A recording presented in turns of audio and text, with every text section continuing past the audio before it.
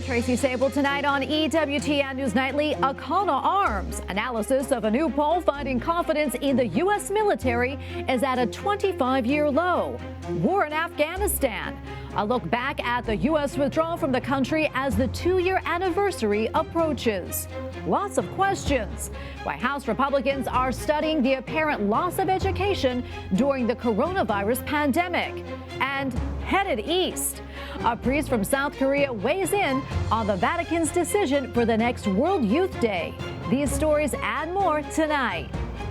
From EWTN, the Global Catholic Network, this is EWTN News Nightly.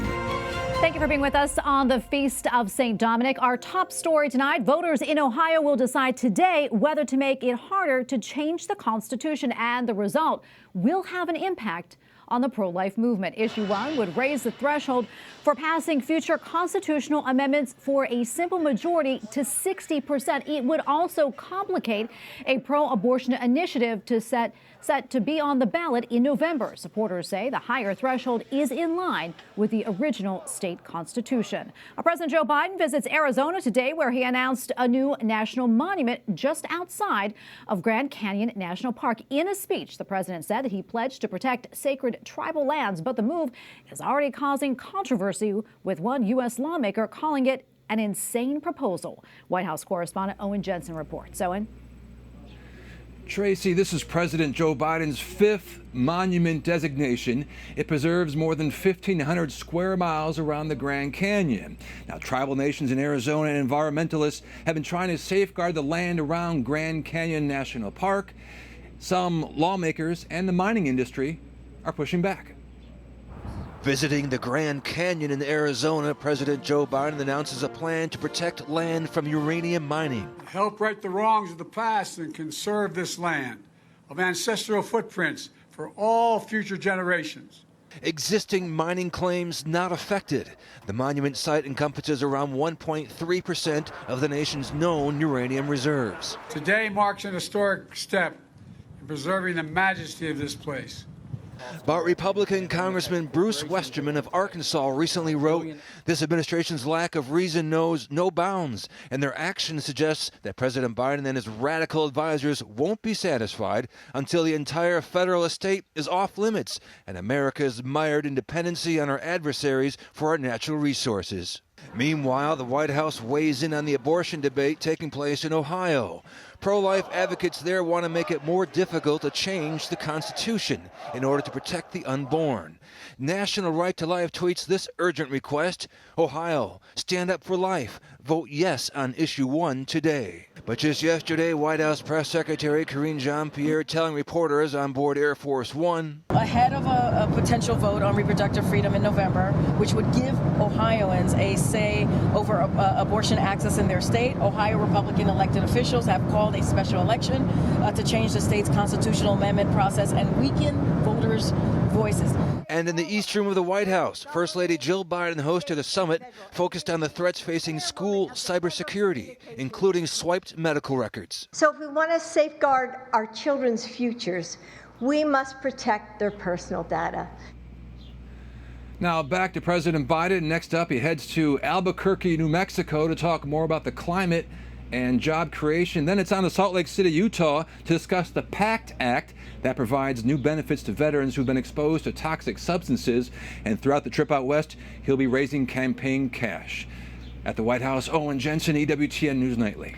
Millions of students will be heading back to school soon, and many still scrambling to catch up academically after about 2 years of remote learning due to COVID closures. Meantime, lawmakers, educators, and parents are still trying to sort out the damage. Capitol Hill correspondent Eric Rosales has that story for us. Eric. Well, good evening, Tracy. Recent studies show sharp declines in both math and reading test scores among K through 8th graders, the lowest in decades. The drop-off is just about in every other subject as well. Now, a recent hearing, lawmakers sparred over who's to blame for all this. Republicans argue that the learning loss was caused by needless and prolonged school closures, harming students for a generation. Mass shutterings of school throughout the pandemic is one of our greatest education policy failures in our nation history. Congressman Bean adds low-income and minority students suffered the most, but Democrats defended the closures as a necessary precaution. Yes, my colleagues and I are deeply concerned about mislearning, but I also urge us to keep in mind the lives lost as well as the lives saved by limiting exposure. The closures affected 97% of K-12 students, over 55 million in all. But test scores are just part of the story. Social problems are at an all-time high. Adolescent mental health issues spiked, hospitals visits spiked, and sadly, so did suicides. So who's to blame? Republicans point fingers at teachers' unions who influenced school closures, and striking teachers denied students the chance to learn. A Brookings Institute study found that school districts with lengthier collective bargaining agreements were less likely to start the fall 2020 semester with in-person instruction. But we don't need Brookings data to tell us that if kids are not in school, they won't learn. That's pretty basic. It's pretty simple.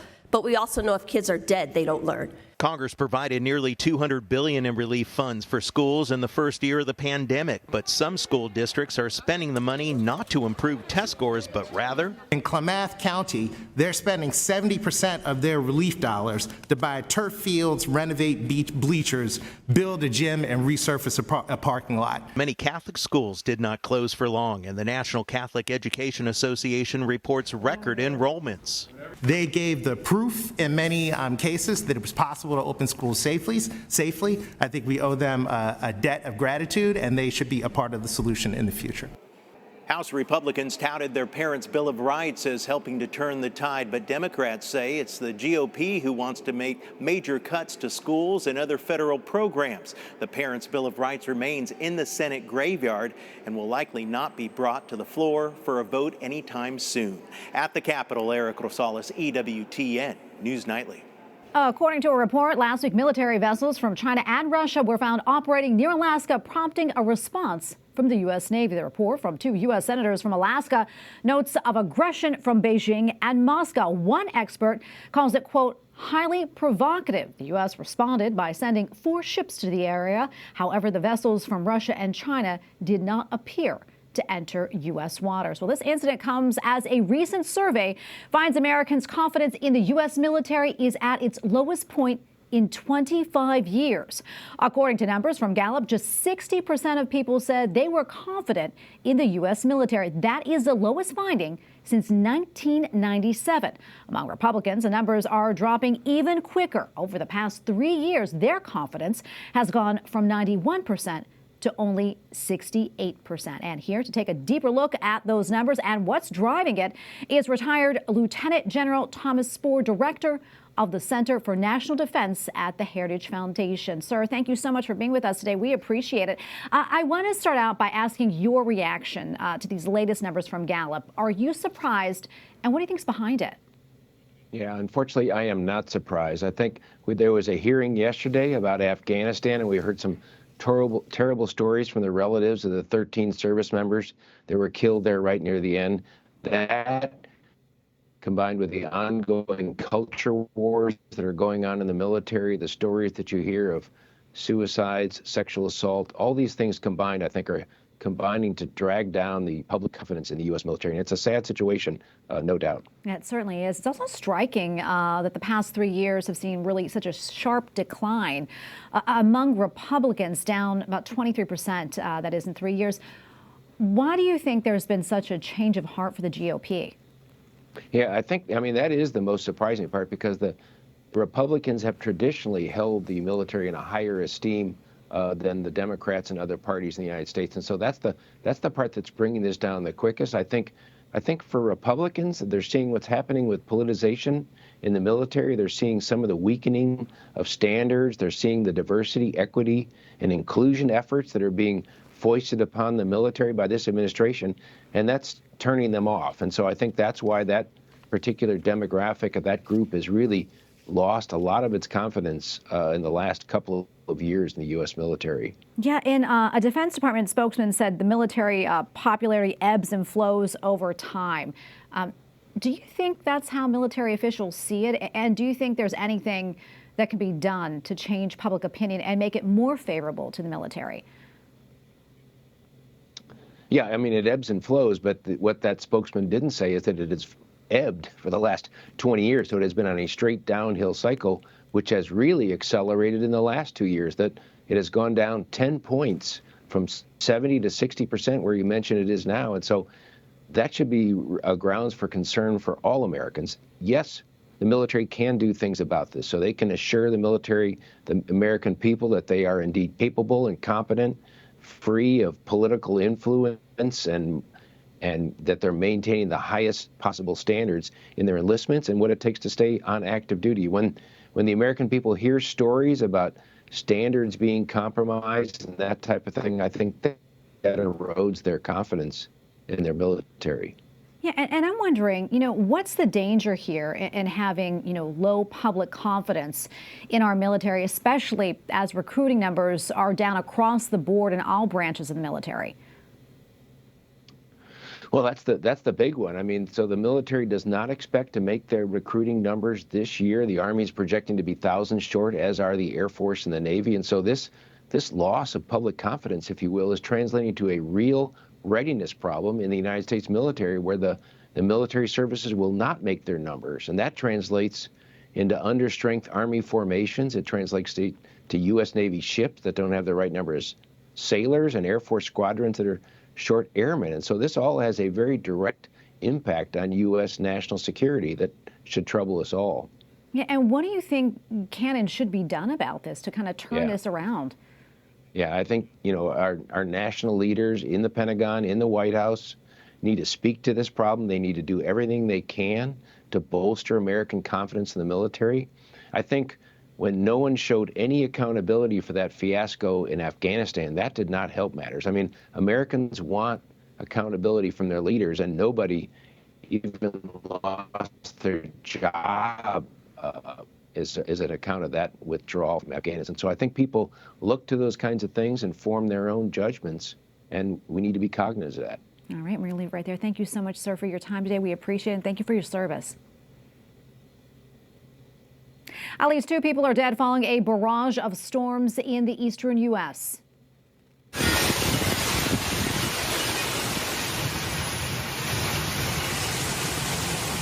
More than 1 million homes lost power as hail and lightning moved through the country. A tornado watch was even issued for the greater D.C. area. More than 2,000 flights were canceled and close to 8,000 were delayed. And a tropical storm in South Korea forced the evacuation from the World Scout Jamboree. Around 1,000 vehicles are being used to move more than 36,000 scouts. Officials say the Jamboree will continue at inland locations, that is. Thousands of attendees from the United States and Great Britain have already left because of the extreme heat. Well, we have a lot more still to come here on EWTN News Nightly, including help from heaven, how the unemployed in Argentina are using prayer to help them find work, and reaction following the Holy Father's announcement regarding the location of the next World Youth Day.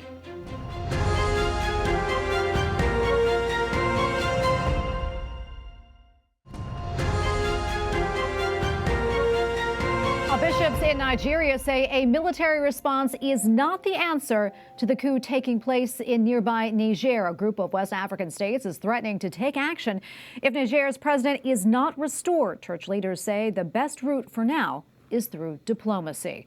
While hundreds of unemployed people in Argentina are praying for a miracle.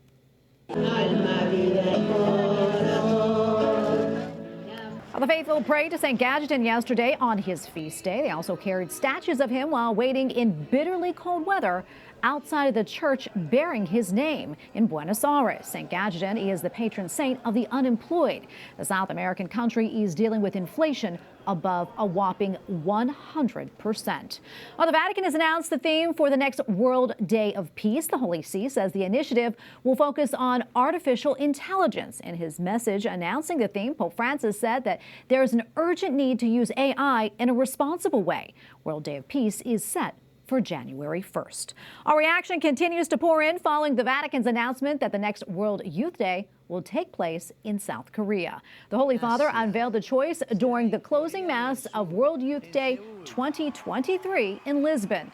South Korea has a population of 52 million people, around 8% of whom are Catholic. EWTN Vatican Bureau Chief Andreas Thonhauser recently spoke with a priest from the East Asian nation who will spearhead World Youth Day 2027. With me here is Father Matteo from Seoul in Korea. He is part of the organizing committee, he's also the director of communications of the Archdiocese of Seoul. Father Matteo, what are the expectations for World Youth Day in 2027? First of all, it's a great honor to, not just for me, but for the youth and for the whole Korean community. It's not just only the Catholic event, but for the whole youth or whole young people, it's a big mega event. So I hope it will be a great opportunity for us and for the whole church and for the young people.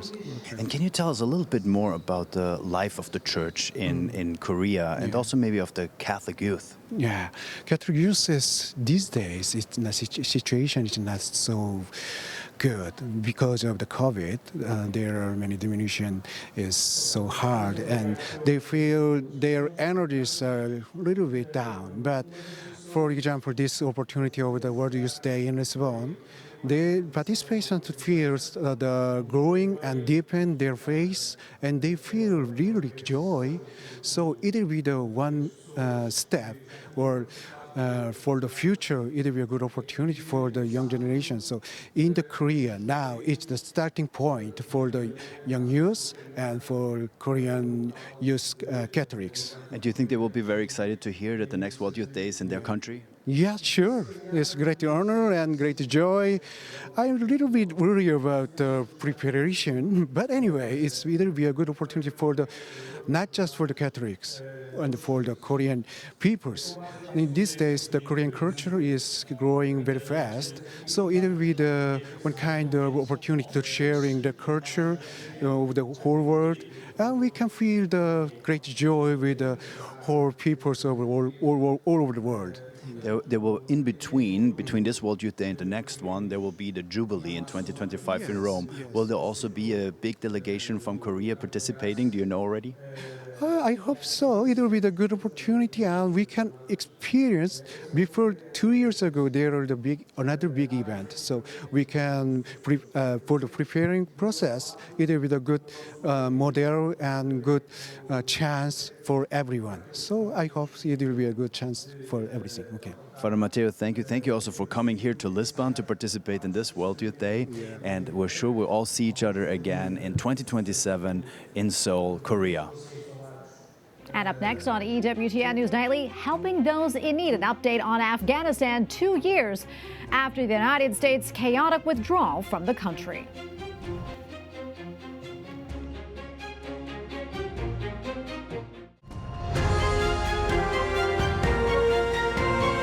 Emotional day yesterday in California. Gold Star families of the 13 service members killed during a suicide bombing at the Kabul airport in 2021 spoke at a congressional forum, giving powerful testimony and demanding answers about their loved one's death. The bombing took place amid the chaotic U.S. withdrawal from Afghanistan, which, among other things, saw thousands of Americans left behind, billions of dollars of military equipment discarded, and a region destabilized. Joining us now is Jason Jones with the Vulnerable People Project, whose nonprofit organization has helped hundreds in Afghanistan during this ongoing humanitarian crisis there. Jason, so good to be with you, my friend. A lot to talk about, but first, I want to get your thoughts on the Congressional Forum yesterday, led by Representative Darrell Issa of California. Many of the family members talked about how they felt betrayed and even lied to by the Biden administration about what happened at Abbey Gate and the bombing there. That said, what do you think will come from this forum, if anything? What do you hope? Well, I hope that there's accountability, Tracy. The Vulnerable People Project's director for Afghanistan operations, Prince Wafa, was there yesterday at that hearing. Darrell Issa worked closely with the Vulnerable People Project to rescue Prince 2 years ago. He's an American citizen who snuck into Afghanistan to rescue his wife, who was trapped, and in fact would have been at Abbey Gate that day. He just couldn't reach it through the chaos. We know that we're not being told the truth. 13 Americans died, 170 Afghans died, and countless thousands were wounded. My organization was warned hours before the terrorist attack to remove our people from Abbey Gate. And there's evidence that the U.S. government and our intelligence agencies knew there was a terrorist attack. They knew who the terrorist was. And our Marines and our soldiers were told to not engage the terrorist. And that failure to engage the terrorist led to, 13 dead Americans, 170 dead Afghan allies who were at Abbey Gate. They were where they were told to be by the U.S. government to be processed and eventually brought to the United States. But they died there along with our servicemen and women. And Jason, I know that your organization, I mean, you guys have been very active in Afghanistan, especially since the U.S. pulled out 2 years ago and the Taliban took over. Tell us more about that and what you all have been doing to get, I know, hundreds of people out of Afghanistan. Yeah, well, I'm in D.C. this week, actually, because more Afghan allies have finally had their visas processed, and we've had them in hiding now for 2 years. We have about 170 Afghan allies still in Vulnerable People Project safe houses in neighboring countries. And it's been a long 2 years. And I just want to thank you, Tracy, and I want to thank the EWTN audience, because you have been with us from the very first weeks. It's been a long, hard 2 years. We've evacuated, thousands of Afghans and resettled hundreds and hundreds of Afghans. This year, we've delivered over 3 million meals to the widows and orphans of our Afghan allies who were killed in action. The disastrous ham-fisted withdrawal from Afghanistan was one of the most ignoble moments in U.S. history, but the bright lining to this dark cloud is the way the American people, and I'm a U.S. Army infantry veteran, the way the veteran community has responded to the catastrophic withdrawal is something that I think all Americans can be proud of. But we have to remember there are over 150,000 Afghan allies who were promised visas from the U.S. government who are still in hiding in Afghanistan, whose families are starving, who in the winter they're freezing. And we cannot forget them. The Ranger Creed says, "Never shall I leave a fallen comrade to fall into the hands of the enemy." And we have 150,000 comrades who were promised evacuation, who are still hiding and fighting for their lives in Afghanistan. Yeah, and Jason, there's so many things going on in Afghanistan right now. Also, something I want to talk about that we've talked about before is how life has changed for women and girls in Afghanistan since the Taliban took over. Many of them were banned from going to secondary schools and even university. Has anything changed on that front from the last time we talked? No, it gets worse and worse every day. We do have clandestine girls' schools that are open and running. We've opened up a women's medical center because women weren't allowed to go to the same hospitals as men. So we've opened up our first center just for women. Things are getting worse and worse. But to me, what really is amazing is the Afghan women's and their families' passion for education. We have classes where they're learning how to code and program, and they only have maybe a signal 2 or 3 hours a week, and they're making little video games on these cell phones that they have. When we evacuate Afghan women to Pakistan, the first thing they want to do is ride a bicycle in public, and they send us pictures of them riding bicycles in public or holding a book with a big smile on their face. And I am committed to keeping the promises that the American people made to the women and children of Afghanistan, and I'm hopeful that with the new administration, that eventually that we will see a free and prosperous Afghanistan. Jason, we have about a minute left. Before we're out of time, I mean, I know you really are boots on the ground there in Afghanistan. You talk to people all the time in Afghanistan. We heard from the Gold Star families. I'm wondering, what are you hearing from Afghans? What are they saying to you? And if they could speak right now, what would they say? What would they want us to know? They would want us to remember them. They would want us to know that they value education, that they value freedom. 50% of them are starving, and our organization is going to work until the last Afghan ally and their families are brought to safety.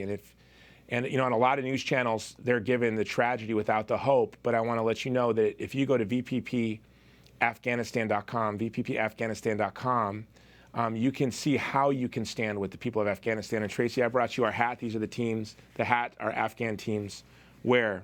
And EWTN and the EWTN audience has been a key partner. It starts with you, Tracy, and your audience, but your support reaches into the most remote parts of Afghanistan, serving Christians, women, and our allies. Oh, Jason, it is our honor. We're so grateful to do this. We're humbled by the work that you do. We're grateful for you and your entire organization, and we continue to pray for you. God bless you all.